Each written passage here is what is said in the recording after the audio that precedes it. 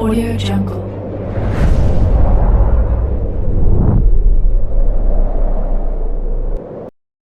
Balik lagi bersama Mimin di Manhwa TV. Kali ini kita akan lanjutkan pembahasan dari cerita Ultimate Martial Evolution Begin by Awakening the King of Monster. Mimin infokan kembali bagi teman-teman yang ingin menonton video terbaru lebih cepat, silahkan bergabung menjadi member di channel ini dengan biaya 5.000 per bulannya. Jika tidak, teman-teman bisa bersabar lebih dulu selama 2-3 hari untuk menonton video tersebut. Tanpa berlama-lama, yuk kita masuk ke disclaimer dulu.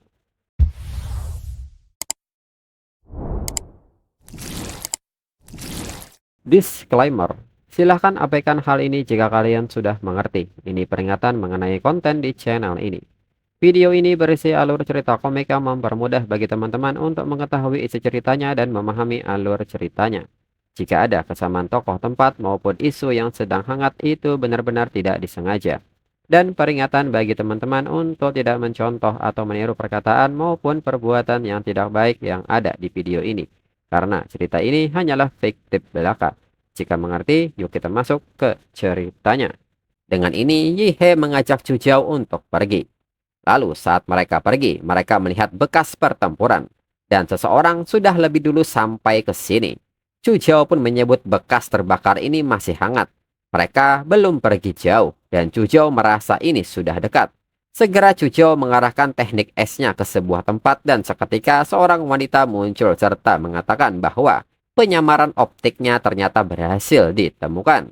Lalu Chujao kembali mengayunkan martial tekniknya hingga tombak es mengenai orang yang lain. Chujao pun mengatakan bahwa mereka menyelinap diam-diam dengan niat jahat.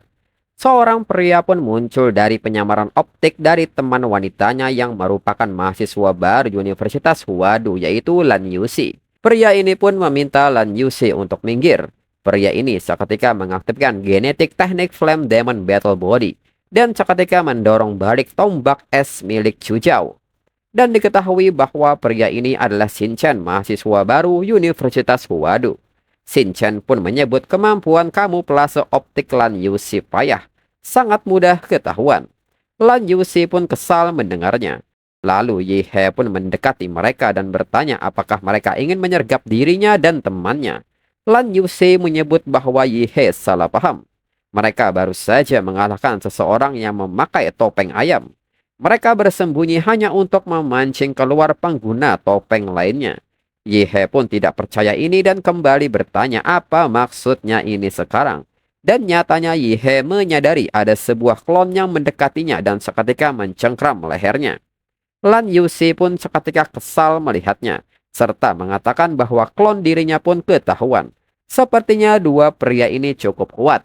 Shinchan pun hanya tersenyum dan menyebut bahwa sebenarnya dirinya juga tidak berharap banyak bahwa Lan Yushi bisa menyelinap dengan sukses. Kalau berhasil malah menjadi tidak seru. Dan kenyataannya pertarungan ini masih harus mengandalkan dirinya. Shinchan pun seketika menyiapkan sesuatu dari dalam mulutnya dan bersiap menghembuskannya. Dan ternyata itu adalah sebuah asap belerang. Melihat hal ini, Yihe dan Chujao segera mengambil langkah mundur. Namun Lan Yushi sudah menduga hal ini dan mengatakan bahwa mereka tidak akan bisa kabur. Dan seketika Lan Yushi mengeluarkan senjatanya dan mengayunkannya hingga terciptalah sebuah angin kencang yang membuat asap belerang mengenai Yihe dan Chujao. Namun serangan ini belum selesai. Shinchan pun kini telah menyiapkan sebuah bola api dan melemparnya ke arah kepulan asap belerang hingga memicu sebuah ledakan api. Shinchan pun tertawa melihat hal ini dan bertanya jika mereka punya kekuatan lalu kenapa tetap saja tidak bisa mengalahkan dirinya. Yihe pun seketika merespon hal ini dan bertanya apa yang Shinchan tertawakan. Dan hanya dengan tepukan tangan Yihe, kepulan asap belerang ini seketika lenyap. Shinchan pun kaget melihatnya. Hanya dengan tepukan tangannya saja bisa mengusir fire cloud-nya. Shinchan pun bertanya-tanya kekuatan macam apakah ini. Dan bersamaan dengan kebingungan Shinchan, sebuah pukulan nyatanya telah mendekatinya. Yihe dengan cepat menggunakan martial art Mountain Shattering Fist. Dan pukulan ini tepat mengenai Shinchan dengan telak hingga membuatnya terpental dan terbang sangat jauh. Melihat serangan ini, Lan Yushi menilai bahwa saat ini mereka tidak memiliki teknik kultivasi yang bisa naik ke tahap warrior, hanya bisa bertahan di level apprentice, dan kekuatan fisik mereka seperti disegel oleh sebuah lapisan. Bahkan para murid baru terbaik Huadu pun, meski batas atas mereka lebih tinggi dalam tahap apprentice, tetap tidak bisa menembus batas itu. Tapi kondisi fisik Yihe sama sekali bukan level mahasiswa baru tahun pertama. Dan di saat Lan Yushi terlalu berpikir tanpa Lan Yushi sadari pergerakannya sudah terkunci oleh es milik Chujao. Lan Yushi yang terlambat menyadari hal ini sangat kesal. Dirinya terlalu fokus pada Yihe sampai lupa kalau masih ada Chujao. Bahkan saat dirinya bekerja sama dengan Shinchan, mereka tetap tidak bisa mengalahkan mereka. Mereka berdua benar-benar monster. Melanjutkan pertarungan ini pun tidak ada peluang menang sama sekali. Segera Lan Yushi menghancurkan es di kakinya dengan kipasnya dan segera kabur. Namun Yihe dengan cepat telah menangkap kaki Lan Yushi. Lan Yushi pun kaget dengan hal ini dan tanpa banyak bicara Yihe seketika meminta Lan Yushi untuk turun dan menghempaskan Lan Yushi ke permukaan. Di saat Yihe ingin memukul Lan Yushi dengan cepat mengaktifkan teknik martial art Heaven and Earth, Hollow Chow Step. Yihe yang melihat hal ini hanya tertawa dan bertanya apakah Lan Yushi mau kabur. Dengan cepat Yihe mengaktifkan martial teknik Body Bound Demon Prison, Illusion Demon Shadow, hingga semua klon dari Lan Yushi tertangkap. Lan Yushi pun bertanya-tanya benda apakah ini. Dirinya tidak bisa bergerak. Yihe pun dengan tawanya mengatakan bertarung pun kalah, kabur juga tidak bisa. Dengan ini Yihe meminta Lan Yushi untuk menerima nasibnya. Hingga pada akhirnya Lan Yushi menyerah dan menyerahkan semua liontin mereka kepada Yihe. Lan Yushi pun menyebut jika dirinya tahu bakal sesakit ini dari awal dirinya akan menyerah saja. Yihe pun meminta Lan Yushi memberitahu semua informasi yang Lan Yushi tahu. Lan Yushi pun menyebut untuk memenangkan ujian ini, Yihe harus mengumpulkan 12 leontin. Kini sudah memasuki tahap akhir ujian. Meskipun Yihe tidak menyerang orang lain, mereka akan datang menyerang Yihe. Aoyang Ze dan Yang Jianxiong dari sekolah Modu adalah dua jagoan dari angkatan baru ini. Sepertinya mereka sudah merebut cukup banyak leontin. Lan Yushi pun bertanya apakah perlu dirinya membawa Yihe menemui Yang Ze dan Jianxiong. Dalam pikiran Lan Yushi, dirinya tidak berharap bisa menang. Lebih baik ikut campur saja. Gunakan macan untuk mengusir serigala. Biar mereka saling membunuh satu sama lain. Yihe pun menanggapi hal ini dan menyebut ini bukan urusan Lan Yushi. Tapi dirinya rasa kipas Lan Yushi lumayan bagus. Lalu di area lain, kini Yang Ze dan Jianxiong sedang menuju tempat Yihe. Yang Ze pun menyebut bahwa pada waktu seperti ini, kemungkinan Shinchan dan Lan Yushi sudah menemukannya. Tidak masalah siapa yang menang, mereka tinggal rebut itu dari tangan mereka. Yang bisa mereka lakukan hanyalah membantu Jianxiong menyimpannya sementara. Lalu di saat itu, perhatian Jianxiong terfokus dengan sebuah mayat dan meminta Yang Ze untuk melihatnya. Setelah diperhatikan ternyata itu adalah mayat dari Shinchan. Beberapa menit yang lalu saat Shinchan dipukul terbang oleh Yihe, Shinchan pun menyebut bahwa Yihe benar-benar monster. Lan Yushi seharusnya sudah kalah sekarang. Sepertinya dirinya juga sudah diberi tanda oleh Yihe. Dia pasti akan datang mencari dirinya. Sepertinya dirinya perlu bekerja sama dengan Yang Ze dan orang-orang dari Modu itu. Namun di saat itu Shinchan dikagetkan dengan kehadiran sebuah sosok. Dan itu adalah si topeng naga. Shinchan pun sangat kaget mengetahui ini. Dan dalam hitungan detik, si topeng naga maju menyerang Shinchan hingga membelah badan Shinchan dengan sangat mulus serta mengambil liontin milik Shinchan. Kembali ke waktu sekarang, Jianxiong pun bertanya-tanya mengapa Shinchan bisa mati di sini. Dan juga luka tebasan yang tajam ini sangat halus. Yang Ze pun menyebut ini pasti ulah topeng naga. Tebasan ini sangat bersih dan mematikan dalam satu serangan.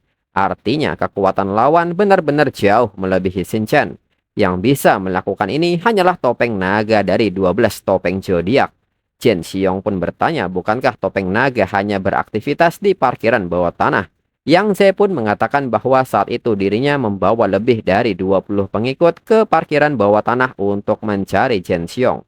tapi malah bertemu dengan topeng naga dan hanya mereka berdua yang berhasil lolos hidup-hidup. Dirinya bahkan tidak berani percaya kalau orang-orang itu benar-benar membunuhnya. Bukankah ini seharusnya hanya ujian?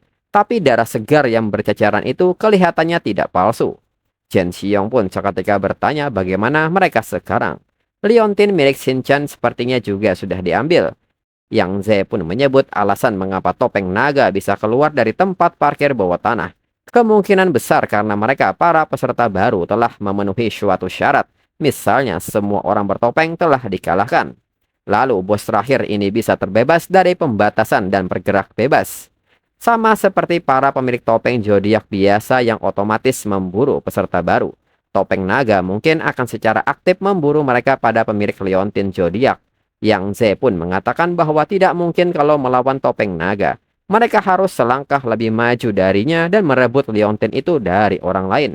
Mereka tidak boleh membiarkan liontin jatuh ke tangan topeng naga. Yang Ze pun seketika mengaktifkan Bloodline Awakening Golden Wing Dragon Rock. Yang Ze pun menekankan bahwa yang harus mereka lakukan sekarang adalah secara aktif mengirim sinyal, menarik semua pemegang liontin lainnya ke sini dan bertarung habis-habisan. Yang Ze yang telah mengudara pun dengan cepat mengirim sinyal ini. Kemudian di tempat lain, Liu Qingzu pun masih belum bisa bergerak. Liu Qingzu pun mengatakan bahwa awalnya dirinya naik mobil menuju Universitas Huadu. Tapi entah kenapa justru terjebak di Dead City yang aneh ini. Banyak mahasiswa baru terbunuh oleh orang-orang berkepala topeng naga. Dirinya dan satu penyintas lainnya bertemu seorang guru. Katanya dia hanya bisa membawa satu orang keluar. Dirinya tidak bisa. Dirinya belum bisa pergi saat genting seperti ini. Dirinya berpesan kepada Zhao Jinxian untuk bilang ke si idiot Yihe untuk tidak sampai ikut terseret ke sini.